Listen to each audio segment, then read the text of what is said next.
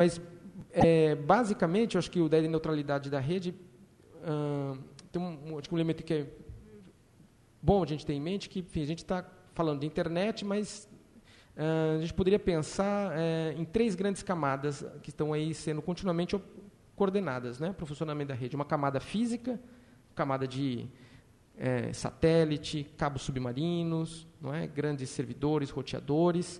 Uma camada lógica, que são os protocolos, não é? E uma camada de conteúdo, não é? Aquilo propriamente que, enfim, texto, imagem, som, não é? Sobre cada uma dessas camadas funcionam e operam regimes de propriedade também distintos, e você tem um conjunto de atores também distintos que regulam e que trabalham sobre cada uma dessas camadas, não é? A ideia de neutralidade da rede, entre outras coisas, né, uma coisa importante é que uma dessas camadas não deve se sobrepor à outra. Quer dizer, eu não posso fazer valer, né, o poder que eu tenho ao ser dono de um cabo submarino, dizer o que vai passar por ele. Não é? Em outras palavras, se eu tenho uma empresa de telecomunicação, uma empresa que fornece conexão para a internet, não é? E calha de eu ser também uma empresa de telefonia, essa empresa ela não deveria, digamos, atrapalhar o tráfego de protocolo VoIP, que é o protocolo nosso de comunicação, não é? Como o Skype. Não é? Acontece que isso pode entrar num conflito de interesse. Não é? Se eu sou dono de uma empresa de telefonia, eu gostaria que o meu assinante utilizasse mais o celular, mais o telefone de casa, e aí eu tenho toda a condição de ver que ele está utilizando bastante o VoIP. Falo, poxa, mas o Henrique podia usar mais o celular e tal, então vou só dar uma pequena degradada no tráfego, não é, dele. Então você começa a ter delay, não é, aquela falha assim, fala, poxa, dizer que é a prática do traffic shaping, não é? Mas isso, enfim, é uma ação de interferência de uma, digamos, de uma camada sobre a outra, não é? A camada física sobre a camada de protocolos, por fins, por objetivos bastante distintos. Quer dizer, eu acho que, enfim, tem alguns casos interessantes já disso ter acontecido e do Comitê Gestor da Internet ter tido que intervir. Vale a pena acompanhar um pouco essa história. Bom, mas outra coisa importante, né, que eu acho que é meio um resultado também da ideia da neutralidade da rede, que é bastante importante para nós, eu acho que é o que muda tudo, é uma ideia de que, do ponto de vista, não é, da navegação, do ponto de vista do acesso, a condição minha, não é, de acessar um site, um blog, não é, de uma pessoa e o site de uma instituição é a mesma, não é? Então, veja, eu simplesmente preciso escrever no meu navegador, não é, um endereço, não é, um nome lá que depois é convertido no endereçamento, não é, de IP, e eu acesso, né? Quer dizer, o que significa, não é, essa situação em que não é, a gente poderia pensar nessa paisagem, um site de um indivíduo ele tem o mesmo estatuto de um site de uma instituição. Quer dizer, e poderia dizer também de um site que é administrado ou é rodado por um robô também, não é? Então, quer dizer, eu acho que isso também é uma situação interessante, porque é também isso que permite que, não é, o indivíduo, não é, e a gente poderia dizer também um superindivíduo, comece a operar também na rede com um potencial comunicativo que é absolutamente novo na história da nossa comunicação. Não é? Então, comparando as tecnologias de comunicação, é um pouco essa situação que garante uma maior horizontalidade, mas aí vem a questão, bom, quais são as novas formas de estratificação que começam a se constituir no interior de uma paisagem aparentemente neutra? Porque se a gente pega lá o ranking da Alexa, né, alexa.com, e para ver os sites mais acessados da internet, né, isso aqui é um pouco, peguei acho que da semana passada, ou faz mais tempo, março. Os 10 primeiros sites, né? Google, Facebook, YouTube, Yahoo. Eu não vou entrar neles, em cada um deles agora, para a gente ganhar tempo, mas eu vi os dados, eu posso falar para vocês. O Google, no dado, né, que é do dia anterior a ele, 49% de todos os usuários da internet mundial acessaram pelo menos uma única vez. Não é? Aí alguém me falou, pô, teve alguém que não acessou ele? Né?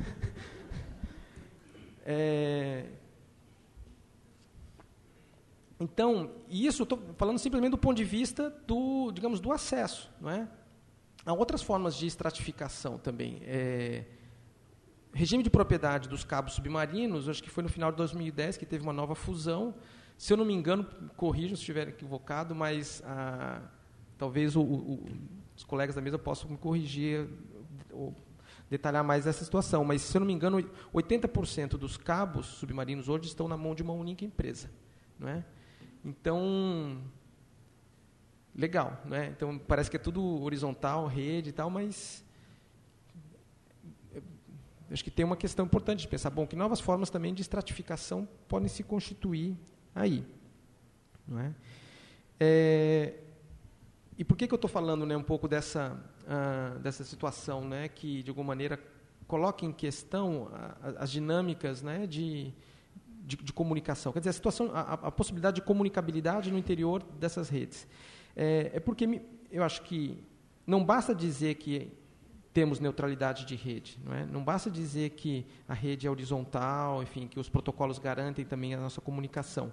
Porque, do ponto de vista prático também, a posição nossa no interior da rede, ela faz diferença. Quer dizer, a forma como a informação ela é acessada, ela é distribuída e é utilizada pelos diferentes sujeitos, atores, então faz diferença. Só para dar um exemplo absolutamente banal de uma conversa que eu ouvi no trem indo para a Unifesp. Duas moças sentadas ao meu lado conversando sobre o processo de contratação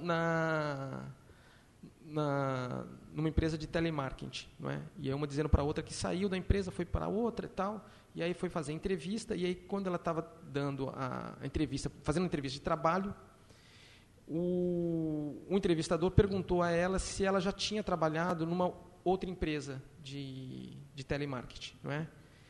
E ela achou estranho que o sujeito tenha perguntado a ela por que ele perguntou isso. Né? E ela disse que não tinha trabalhado naquela empresa.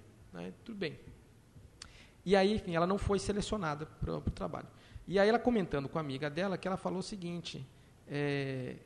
falou, olha, não sei por que ele perguntou aquilo, mas provavelmente ele sabia, não é, que eu tinha movido uma ação trabalhista contra aquela empresa.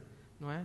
E ele estava um pouco me testando e tal, saber, e aí ela comenta assim, quer dizer, a gente sabe que essas empresas, se você em algum momento fez algum questionamento de ordem judicial, quer dizer, você está absolutamente queimado porque essa tipo de informação ela circula. Não é? Então, isso para a gente pensar que a ideia da absoluta transparência, num cenário, não é, em que a gente poderia ter uma absoluta horizontalidade, ela não tem os mesmos efeitos para todas as pessoas, né, porque há também uma situação de participação desigual no acesso, no uso e nas escolhas que são feitas a partir dessas informações. Não é? Então, quer dizer, o que significa, portanto, a gente pensar? Não é? E acho que...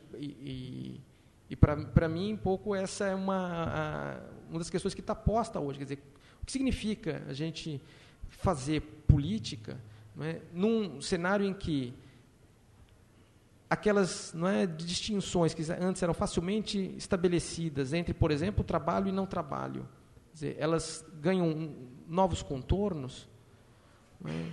Quer dizer, onde é que eu estou? Não é?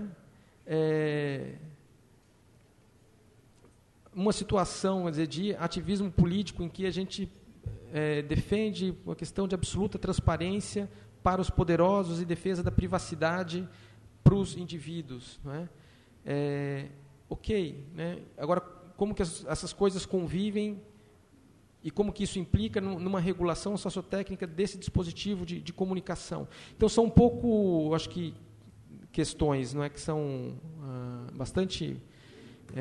tensas hoje, porque elas estão absolutamente definindo, não é, essas fronteiras, né, as situações. no campo econômico, né, em tudo que diz respeito à produção de valor, que passa por uma relação cibermediada, não é? Ela está sob júdice nessa situação. Os direitos civis, idem, não é? Enfim, por aí vai. Então, o que eu queria um pouco partilhar com vocês e aí a gente conversar aqui dizer, como que a gente enfrenta, não é, essas dinâmicas em curso e aí eu acho que 3 grandes dinâmicas, né, que para mim estão aparecendo aí, não é, quer dizer, como uma situação conflitiva. A emergência e a expansão da sociedade do controle, também, não é, a emergência de novas formas de mercantilização, de produção de valor e de captura, poderia falar em termos de um capitalismo informacional, capitalismo cognitivo, capitalismo 2.0, enfim. E também, no ponto de vista do conhecimento científico, o fortalecimento aí poderia chamar de um império, não é, da modelização estatística do real, não é, através das tecnologias de simulação computacional. Quer dizer, esses são um pouco, né, situações de enfrentamento que nós estamos enfrentando. Não é? É isso. Muito obrigado. E vamos conversar.